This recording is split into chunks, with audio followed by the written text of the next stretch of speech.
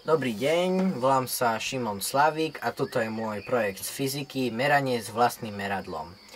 Dneska tu budem merať 3 fyzikálne veličiny. Dĺžku, objem a hmotnosť. Začneme dĺžkou.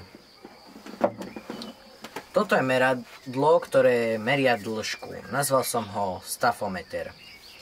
Dokáže odmerať stafy, stagy, miny a nary. Skúsim odmerať dĺžku tohto stola. Budem merať v minoch a naroch. Tak, tento stôl má 48 minov a 2 nary.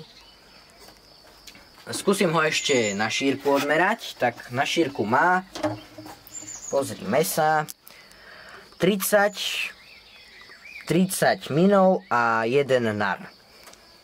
Výborne, tak. Ďalej odmerám objem. Na meranie objemu som použil túto fľašku, kde som postupne nalieval vodu a zaznačoval si údaje. Teraz tam nalejem určité množstvo vody, pomôžem si lievikom.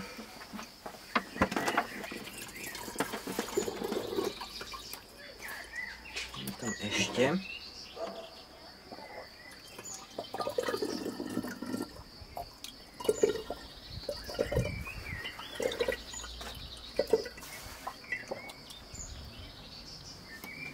Dobre.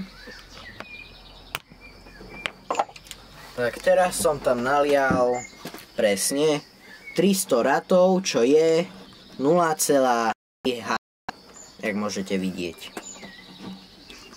OK, a nakoniec som si zostrojil takéto meradlo, ktoré nedokáže síce presne odmerať, koľko čo váži, ale dokáže to porovnať hmotnosť dvoch predmetov. Takže dáme si, že budem merať hmotnosť. Nie, merať hmotnosť, porovnám pero, gumu a toto strúhatko. Tak, najprv porovnám gumu a pero. Tak. No, tak pero je ťažšie ako guma. A dáme pero a strúhatko. No, ťažšie je strúhatko. A ešte skúsim dať strúhatko a gumu.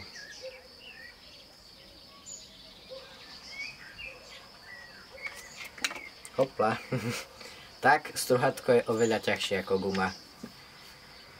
No, tak teda ďakujem za pozornosť, vidíme sa na budúci polrok, teším sa na vás znova, dovidenia.